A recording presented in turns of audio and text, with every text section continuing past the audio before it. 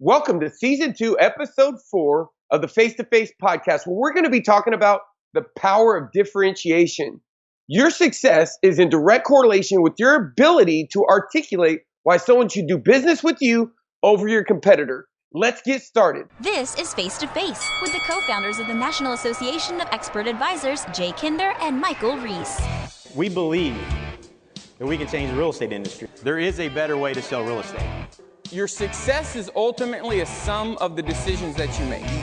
And they're really developing a process, a set of guidelines, a set of procedures. They're also best-selling authors. Here today to discuss the issue is Jay Kinder and Michael Reese. All right. We're back. It's Season 2. We're rolling. We got a great topic for you today, Michael. I think we've probably talked about this more than anything these days.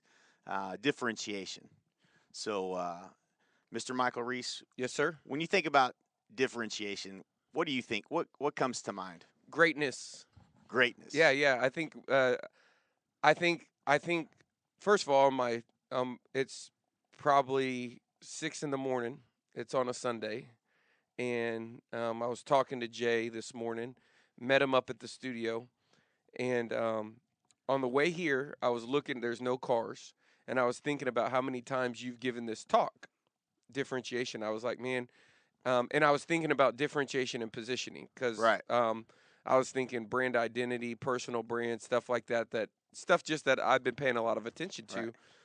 And I literally thought when I see differentiation, I literally was thinking it's when somebody gets it and it's great. Like when you see it, you're like, oh, that's just a piece of bread, but they made that come across like an entire meal. You know what I'm saying? Right. Like it's something that's real simple, but somebody saw an angle on how they differentiated that versus everything else. Right. So to me, differentiation is like it's marketing greatness. It's what makes you, like if everything were similar and you went to Baskin Robbins and it's all vanilla, right, and the one says homemade vanilla, right. You know that home style vanilla, yeah. When you're looking at the ice cream, yeah. in the freezer, oh yeah. My wife will only get home style or homemade vanilla, whatever it's called, and I'm like, it's vanilla. It's better though. Yeah. It is better. That's that Bluebell though. Right. So yeah, man. Before we started, I was thinking, I was like, man, I've done this this presentation so many times, and I'm super passionate about it because it's fascinating to me. Like it's the one thing, if you nail this, it's the one thing that makes everything else work for you. Like if you can truly differentiate whatever it is that you're doing, and for us, we're talking about yourself in real estate. That's the thing that every ad that you run can perform better. Every client that you get can refer you more clearly because they understand what differentiates you from everyone else. They can refer you better. You just have an opportunity to really give everything else you do a lift. And it's funny to me how many real estate agents, even some, and again, most of I'm grateful for everyone listening in. Don't take this personal, but most of you don't have a differentiated value proposition. Most of you have never sat down and laid out what is the value proposition. What is it that is uniquely different that I provide as an experience for my client, and have I really crafted that and made that something that is clearly differentiating me from every other agent in the marketplace. And I think that's probably one of the most powerful things. And I think it's because we get good as real estate agents as we grow. We get good at some scripts that we may have learned. We get good at just being able to befriend anyone and connect with people, and we have success with that. So we don't ever really sit down and nail the value proposition. If you was to start a brand new business, and you were going into a different field, you would have to think about, man, what is it that really makes me different? What is it that really makes this business different, or this product different, for instance? And in real estate, I just think that it's a missed opportunity for most. Absolutely. One of the things. Do you watch Mad Men? I have seen it. I have not watched it religiously, but Yeah. I've seen the first several episodes. Don Draper, I think, is the guy's name. And there's a part in if you look it up, it's when he pitches the lipstick. Right, right. Have you I seen see that? that. Yep. Yeah, that's the art of the marketer bringing in differentiation. Right. And I've literally had people tell me, "Man, that scene." I had two people. That scene made it click for me. I understand.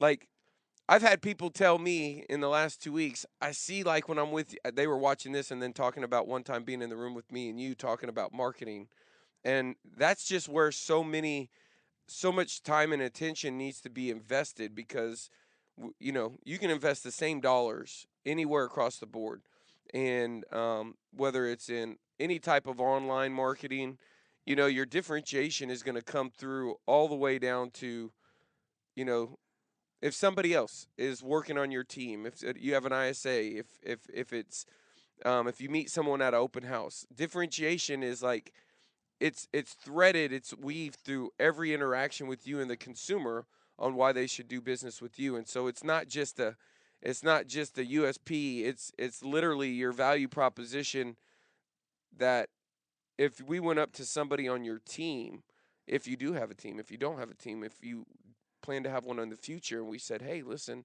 you know, why should we choose your team versus this team?" It's like what's the answer to that? Right. So anyway, that scene is pretty goes through the different ways on how to position you know why somebody should do business with you versus someone else. I think one thing that from a differentiation standpoint, um, in my opinion, differentiation.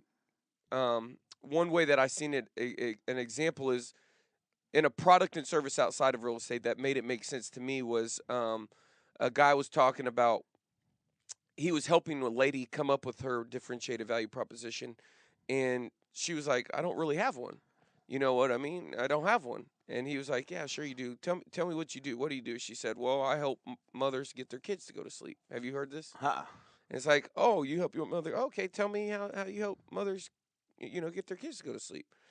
And she said, "Well, you know, most mothers do." And then she starts saying it, right? And she says, "What I do is because," and she said something like, "You know, babies have natural sleep signals. And what we do as parents is actually the opposite. And so when the baby does this, we do this, but we really should do this. And when the baby does this, we do this, but we really should do this." And then she goes into why, you know, before we lived in homes, you know, when we were just, I don't know what the word for that is. I'm gonna try to say is I'm not gonna even try to say it because we'll have to add a edit. But is it premates? Primates? Primates. There we Right. go. Um, um, but when we were just basically in our beginning stages of evolution, she talks about how we have these natural sleep patterns and sleep cues and why they go to like the rainforests and see these tribes who still have no trouble sleeping, but you know they don't have a mattress giant. You know what I mean? Right, right. And she talks about these different reasons. And anyway, and the marketer was saying, I mean, he was blown away. Like she was literally articulating what made her process, methodology, philosophy, everything. She was articulating it, and it was her ability to be able to first articulate it, and then how can you distill that down to, you know, why you should, if you're having trouble and, you know, let's say you're either hiring her or somebody else, why should you hire her versus someone else if you were going to employ someone to help you, you know, get your child to sleep? Right. So let's play that out. So it would be something along the lines of, um, um, I help mothers get their kids put to bed using little known strategies that are forces that are working against you Yeah, yeah, currently, or yeah, yeah. something or whatever. Right. Yeah, Like why? so. Yeah, and I don't know. I'll have to go back and listen what the solution was, and I'll definitely email it to you. I don't. Right. You might have nailed it. I But don't at the end remember. of the day, it's like it's taking that angle, you know what I'm Yeah, saying, or whatever that angle is, or whatever that methodology is that she uses that most parents don't know that's working against them somehow, yeah, and using that as the reason you should hire her, you know, you know to learn from or whatever it is, right? right. And she thought she had nothing. Right. Yeah, So you know my favorite story. So first of all, I'm going to give everybody this is the first writer downer of the episode. Money moves a difference, not similarity. And it's it's something that stuck with me. I mean, when I think about that, I always think of Dennis Rodman. I always think of Howard Stern. I always think of Madonna. I think of you think of what's the one, the crazy one that wears the meat dress. What's her name? She wore a dress that was covered in meat because she's a Gugu? vegetarian. What, Gaga? Yeah, that's Gaga. it. Goo Goo goo goo gaga. Gaga. That's greatness. Yeah. So yeah. So Lady Goo Gaga goo completely. gaga. You talk about differentiation. I mean that's at its finest. But one of the stories that I like, and money moves to difference, not similarity. I mean that in every possible way. If I see real estate agents are doing something a certain way, we talk about this with like a CMA. I'm gonna absolutely never use a CMA ever again. If I see everyone's going into digital marketing, I'm gonna start looking at maybe doing something in print marketing where there may be an opportunity if people are abandoning things. So always it's always something to consider. It's not a there's no such thing as a 100% fail safe, always do the opposite of everyone is always the right answer. But I think it's a way of thinking that you should always consider, especially in a real estate industry where we're all a commodity. And most clients, and I think everyone that's listening would probably agree, most of our clients are choosing the agent that they to list the house or even to work with on the buy side based on criteria that's not the relevant criteria they should be using. It's based on what the price you may have told them the house is worth, but it's not based on anything of any real substance. So if we're all considered to be equal in the mind of the consumer, then the importance of differentiating ourselves from the average agent is critical. And this is obviously the whole reason that we founded the National Association of Expert Advisors, so you could be positioned as an expert advisor as opposed to being positioned as a commodity as an average agent. And the story that I like to tell, Mike, is the story of Mr. Clean Car Wash when I talk about differentiation. And Mr. Clean Car Wash, which it's amazing that I don't know how many of them there are at this point, but it is a fantastic car wash, and I recognized it instantly. So they did one thing they did really well, which really is a symbol of a third party endorsement. When you have someone like Mr. Clean, who is the has an image in the an image in the mind's eye. If you ever bought anything to clean your floors with, you probably remember Mr. Clean commercials. So they leveraged that brand and brought it into the car wash industry. And I remember waiting for this car wash to open up. It was right next door to Keller Williams, where you were at the time, Mike. And the day that it opened up, I wheeled in there. I had a black Escalade. It was always dirty. I always wanted to have it cleaned. So I wheel in there, and this young kid is holding up this. He's holding up this giant. Basically, it's literally laminated plastic. A laminated menu of services for this car wash. And he goes through his little talk off, and I'd seen him there the last few days. They were training people, and I mean, you could see that everybody. It was like it was like they were really open, but they weren't. They were just running through the motions, and they were doing a lot of training and whatnot. You could tell that whoever corporate was there, and they were doing all their training. And so I knew these people had been through some type of training, but I had no idea what to expect, and I wasn't even paying attention to what was making them different or anything like that. I was just trying to get a damn car wash.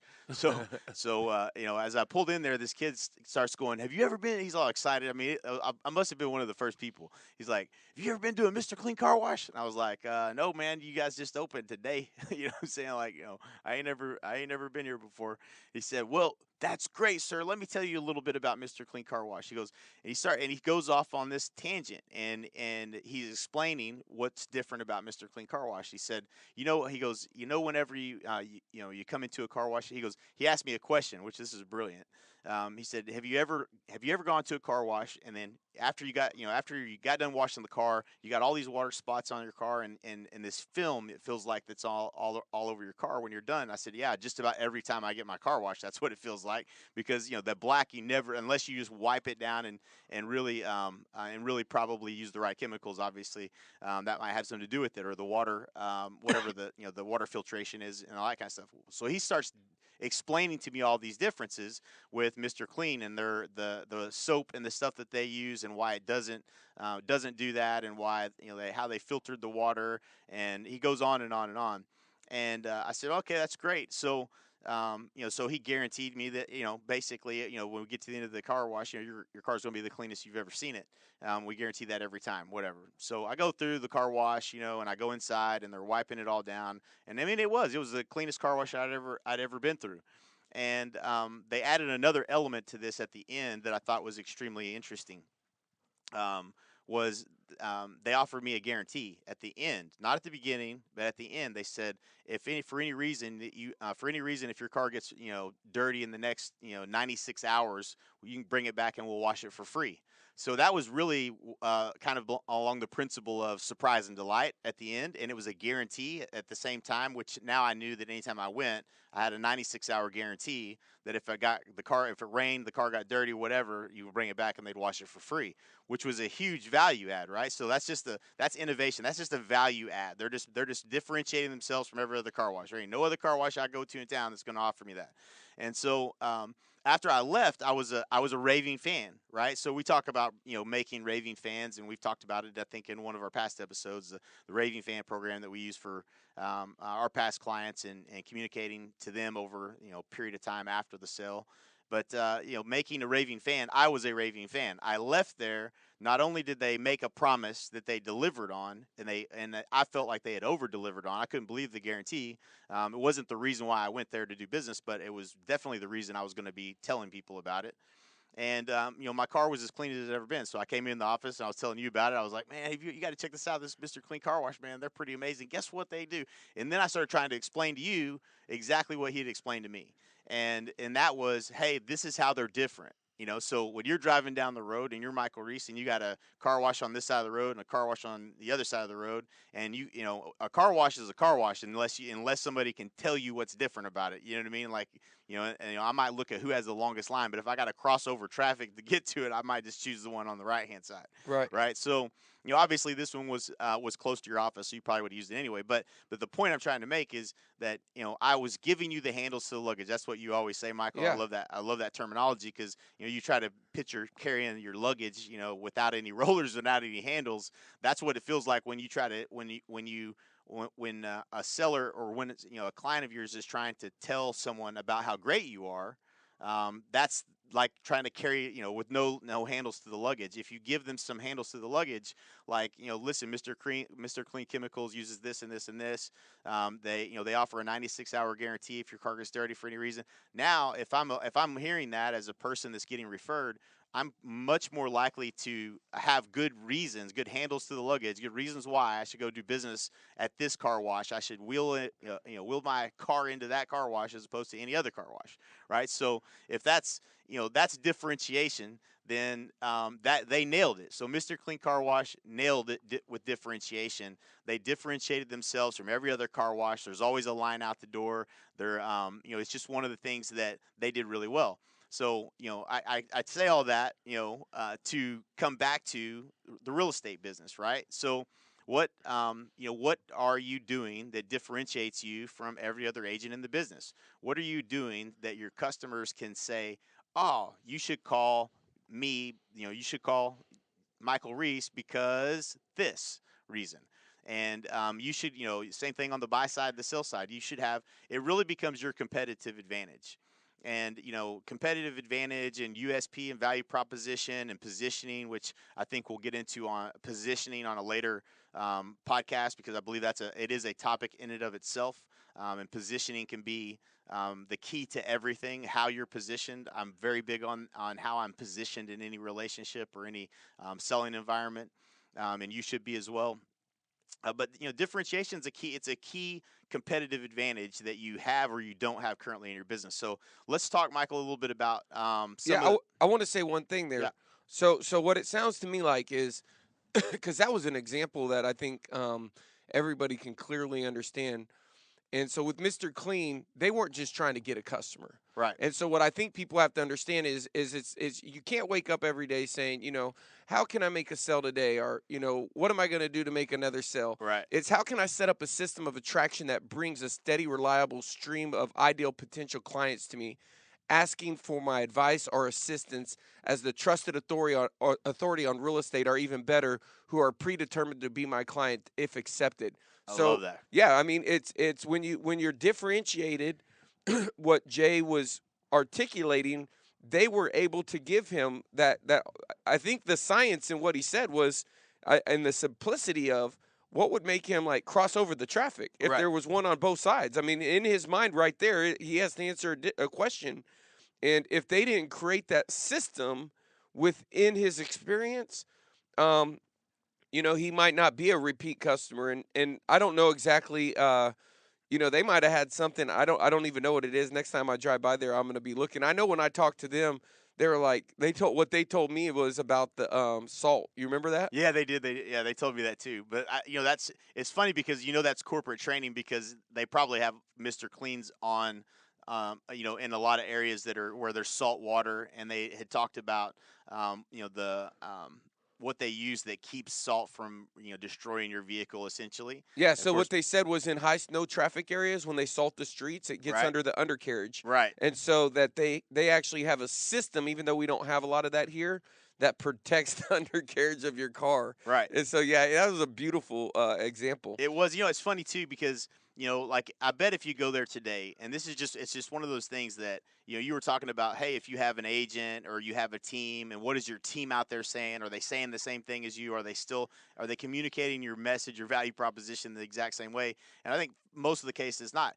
I would even be willing to bet that at we probably saw the best version of that car wash that there could have been for the first couple of weeks. Right. Yeah. And even today, they probably don't. They don't see or communicate that the importance of that as well as they probably did in the beginning. Of course, now again, and why is this important? Let's just ask this question. Well, why did that even matter? Well, it's not just about whether or not one side of the coin is a customer is going to come back over and over and over and over again if they have a good experience. They made a promise, they delivered on that promise. I'm a customer for life. How many times am I going to wash my car? How many cars do I have? What is that worth to them? Just by being able to communicate that differentiation and delivering on the promise, they have a good shot at getting the rest of my business. But it's also the compound effect of how that business grew. It grew by word of mouth. It grew by word of mouth because I never saw an ad anywhere for Mr. Clean Car Wash, and probably never would have had. They probably never had to run an ad because if they continuously over deliver on the promise and they've differentiated themselves and they've communicated that differentiation, what makes them different to each and every person that comes through that car wash for the very first time, which was his very first question was, have you ever been to a Mr. Clean car wash before? He would have had a different message for me had I been coming back for the second time or whatever. He would have been like, thanks for coming back and being a little customer. You know what I'm saying? So that's I think that's the one of the most valuable lessons you can take away from the Mr. Clean car wash experience. And so what that leads, I think, into that leads it's really a mindset. So for us, I think we've been influenced by the strategy of preeminence, right? Right. So it's I what I believe is like when you have this. I mean, if you don't have the right mindset as it relates to being differentiated, like you were saying, if you and it's not only the mindset, it's almost like you have to have the philosophy and you actually have to have the values that back up that philosophy, and you have to actually only have people that represent that. I mean, imagine someone working at Zappos who doesn't care about the customer, Right. right? So like not only do you have to be able to drill that down to a philosophy like the strategy of preeminence, then you have to really create that culture Right. within the organization that delivers that. And so I don't want to get off I'll get off on a tangent. It's an amazing story, but it just I don't want to get off on it. I mean, I'll tell it. I'll try to keep it at a minute. There was this guy who's super smart, and I went on a long run yesterday, and I was just sitting there, probably How long was the run yesterday? 10 miles. So I'm 2 miles, 3 miles in, haven't said a word, and I'm thinking, and then I speak, and I'm like, so and so will always be successful if he's led right. And they were like, what do you mean? I was like, think about this. That person is the type of person that will literally want somebody to coach them. That's what they like. This is like like if you ever met, like when I got two sons. One son I can try to encourage to run down the block. He ain't gonna run. The other one, he could have a sore stomach, and I could try to encourage him. He's incorrigible, right? Yeah. And so, Cash, we went on a run around the block, and we got halfway around the block, and he said, "Daddy, I'm gonna walk the rest." I was like, "Come on!" I could not motivate that kid. I tried every. My other son, I videoed it. I'll show it to you after the. My other son's holding his tummy, and I said, "Are we a quitter?" No.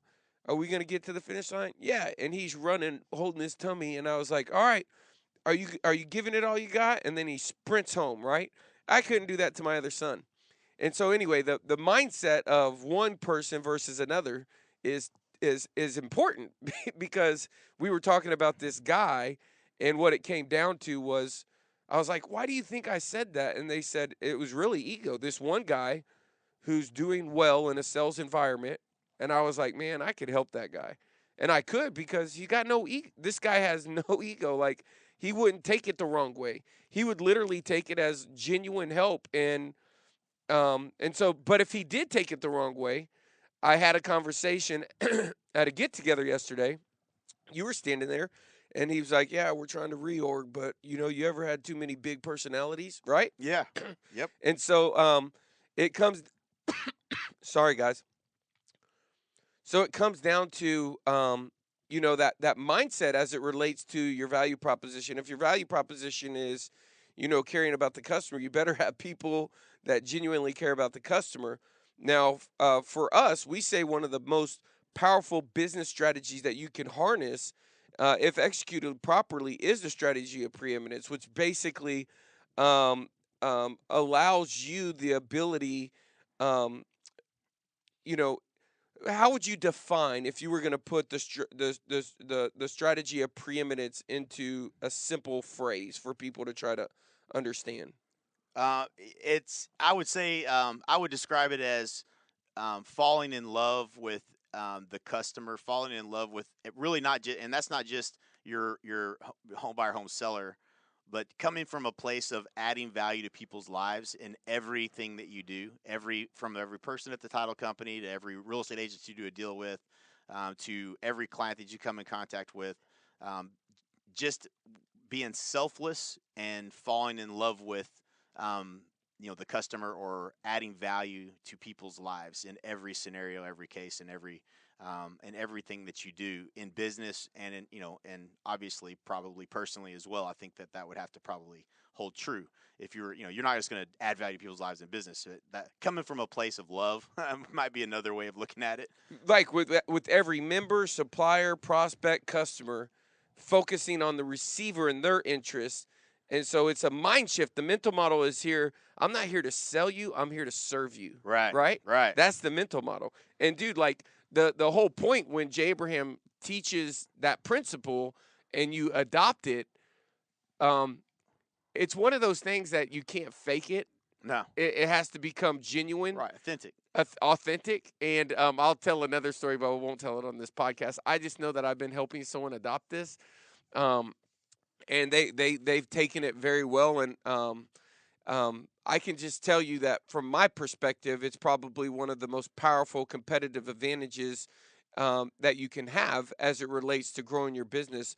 When you become preeminent, you're literally taking you're taking your focus and focusing on the client's needs, their wants, their desires, and at the end of the day, what happens is I think that becomes um, um, it becomes a powerful reason for doing business with you because genuinely, I don't I have an example, like an example of a story where I'm like, man, I had a bad experience with the company, and the way that they handled that experience made me a fan of theirs. Right. And so there's a book out there called Hug Your Haters. Right. And so I had this guy who was having a bad experience with the customer, and he wants to bulldoze them and blame them. Right. So I taught him 100-0. He already knew it, but I reminded him. Right.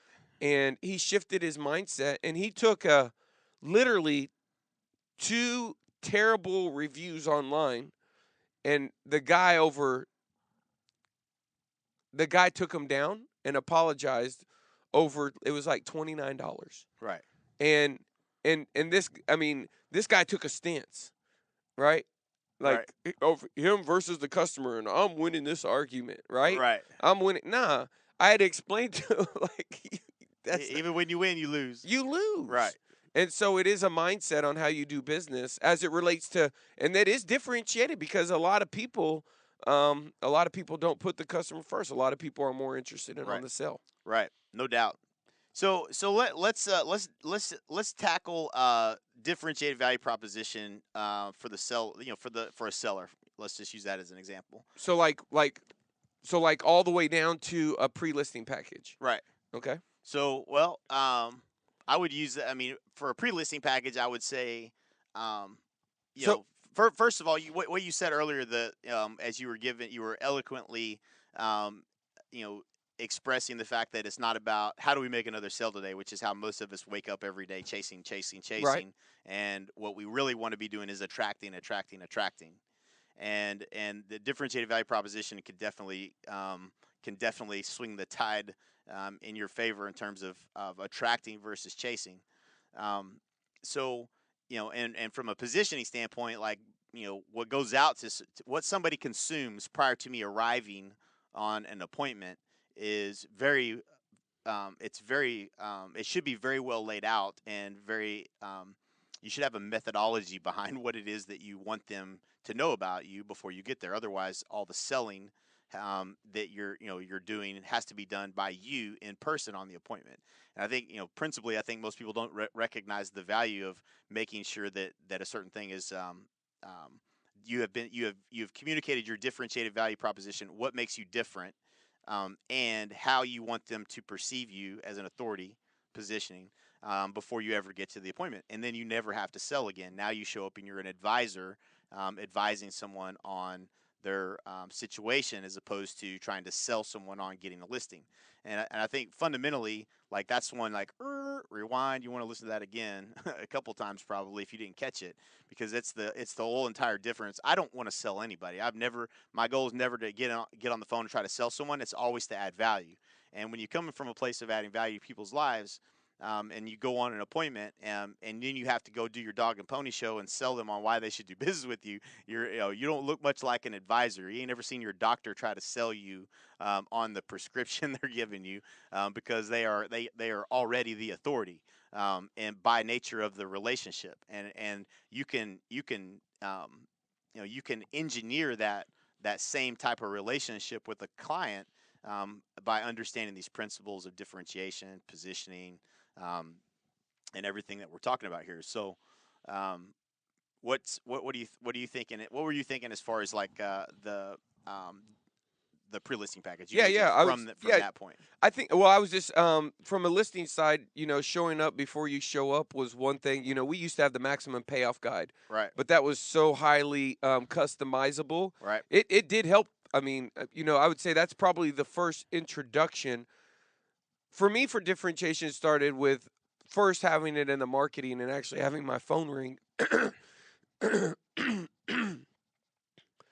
First having it in the marketing and having my phone ring because I changed the message and beforehand my phone didn't ring. Right. And when I added a message that was actually about them and not about me. So people have, oh, I'm number one.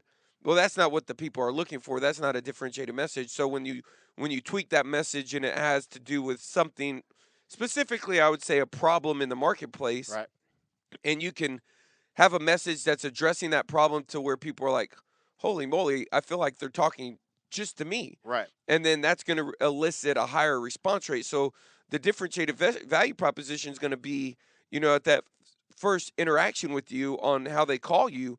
But then before you show up with that pre-listing package, it could be, you could have you could send a video and you could send a package. You could send, a cover letter with the package, tear sheet, white paper specific if it's divorce or a veteran or depending on what resources. But I'll tell you, what I believe is, you know, in some cases, just having, just being available. Sometimes being available is differentiated. They're like, "Oh, Jay, I didn't expect to talk to you." I get that a lot. Yeah, I bet you I do. do. But I've had that happen to me. Right. And that was in the messaging. Hey, I'll talk to you. Right. Right? Like, I mean, it's simple and subtle, but with some people, that is differentiated Right. because it's like, hey, everybody else, I got to talk to the strategic marketing advisor. I get to talk to the horse's mouth here. So, it's all in that positioning, and that package on the listing side that I've learned. If you have that tied to what you were saying as a method, and there's a lot. So there's what I believe is that, like, differentiation, depending on what size of a bite you want to take off, like, really differentiation should start with your entire way you communicate with the people, regardless if they're ready to be a customer today. So most Right. people can talk to people that are ready to list their home in the next 90 days, but how are you differentiating yourself 18 months out, right? Like, Right. and so and that starts with the preeminent education based, really, content that you're delivering to them over time, not because you want to, because you're telling them about these things because you care, and by doing this and this, it's going to make it way better on them. So, like, when you're when you really take the time to think of, like, if it was my mother and she was 6 months out from selling her house, what would I tell her to make sure she does to be prepared? Right. Right? Should I replace these wood floors or not? Or Right. should I paint should I paint or not? What should I be prepared to do in order to maximize my home's value? Yeah, and it would be positioned to truly educate and help, and someone would read that and say, "Dang, that was really helpful." Right. And so, you know, the point, I think the point is that you're going to have a communication strategy that's going to be in alignment, whether it's one on one, whether it's mass, whether they're at the stage of today or 12 months from now. You want to be preeminent and differentiated. I think in today's market, one of the things that you can do is it's called relationship marketing, where you're providing education to the person based upon where they are, and that's one way that you can be differentiating yourself. Now, what you're educating them on, if you can educate them in a way where, as they come to the conclusion of the education, it's aligned to your method, and it's Right. like, holy moly, I never thought of that before. And oh yeah, by the way, that's what we do. Right. When you can, that's what I think I was starting when I said greatness. Right. It's when you walk in and and you've been educated, and through the process of being educated, their solution is the only viable solution because you understand why it's different because you've been educated. Right. Right. You know what I mean? Yep. I You're know like, I exactly can't even do it that way because that's wrong. Right. Yeah. And Yep. this is the right way to do that if this is what you want, because didn't you read it? Right. Right.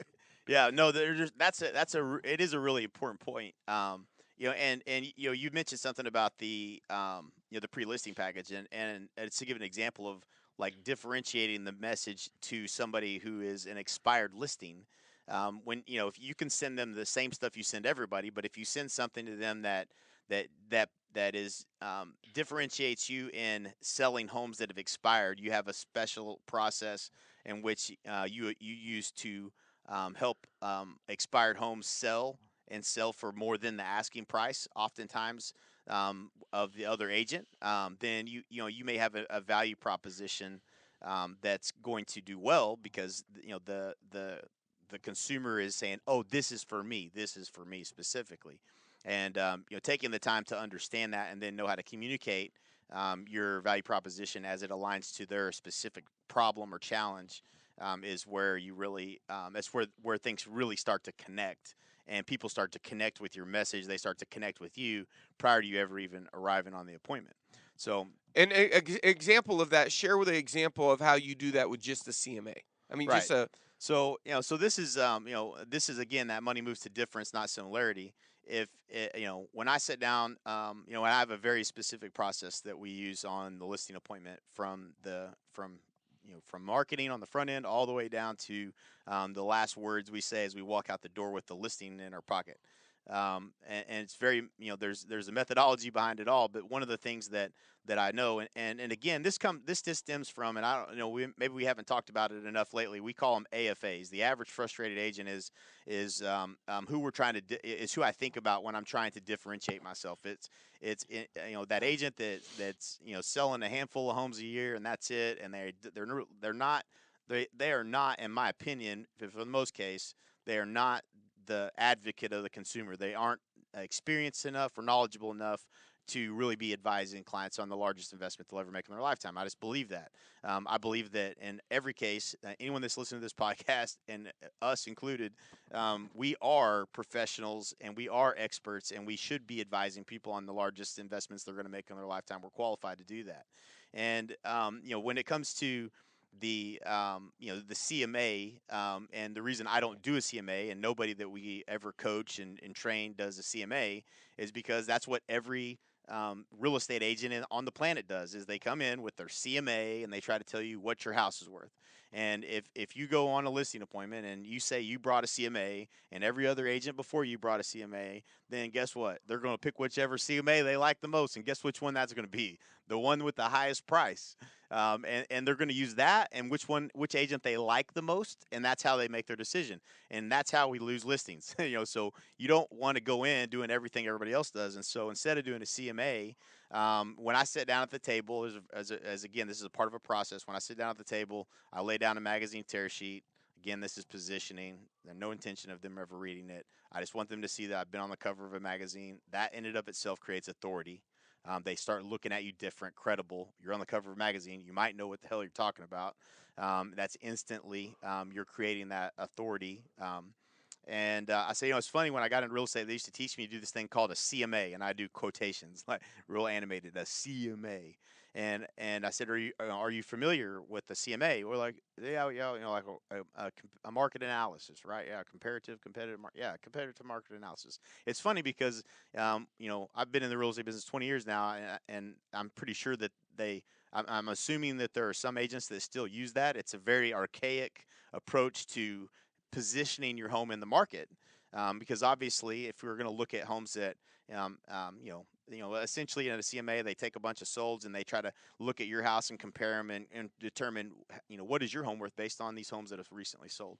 So that's kind of looking in the rearview mirror and trying to drive, forwards, and you're looking backwards at the market instead of looking at what's going on currently and actively in the marketplace. And then what we do is we do a market absorption analysis where we look at things a little bit differently. What my job is, and one of the things you're hiring me to do, is to help you position your home to attract the highest offer in the market today. So would you like to attract a high offer or a low offer?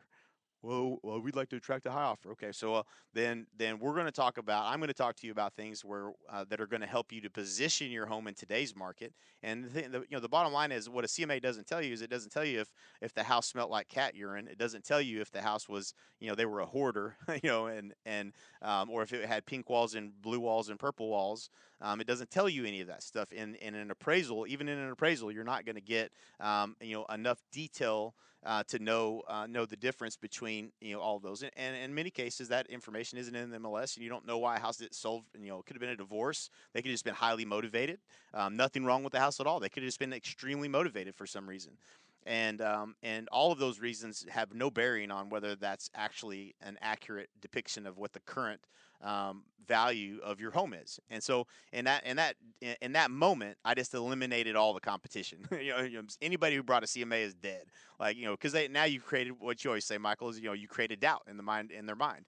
Now they think, well, damn, that other agent, they told us it was going to be worth a lot more than Jay did, but they're an idiot because they brought us a CMA. And and that's just, again, it's one little thing that it's a small thing that makes a big difference in the perceived value of the information that I'm giving them.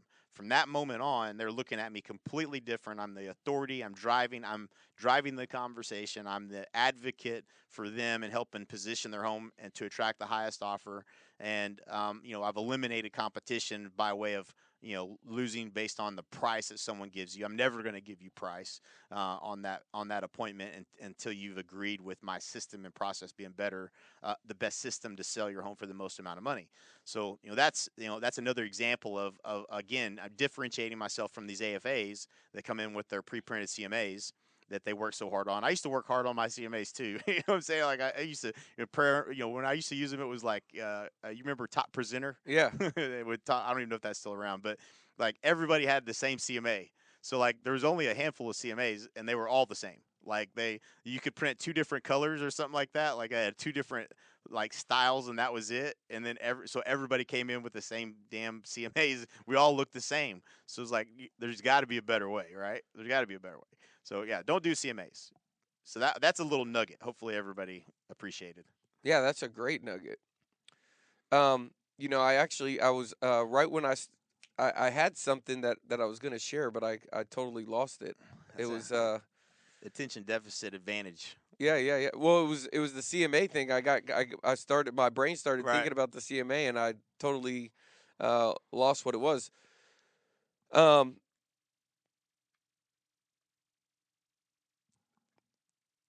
Sometimes all I was going to say is I think this is what it was in my mind when you were talking. It made me think about differentiation is one of the benefits. A lot of people just show up, run and go sell houses, go meet with the customer. One of the benefits of really dialing in your differentiated value proposition, um, it will put you in a position to attract people to you versus, I mean, if people really believe you are truly different.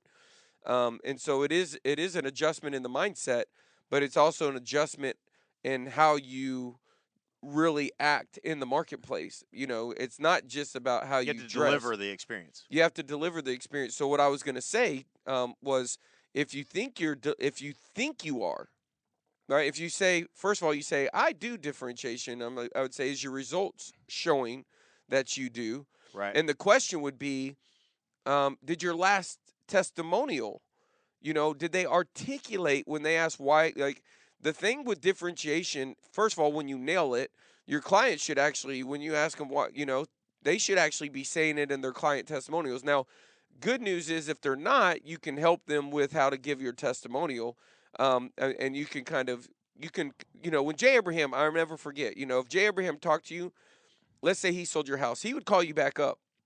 And one of ours is, sell your home for 18% or more, right? Right. Jay Abraham would call you up after the transaction and articulate to you, What? hey, Steve, hey, yeah, I just wanted to say it was a pleasure working with you. I know that we got you 16.87% more than all the homes in the neighborhood, which was in alignment with our 18% or more.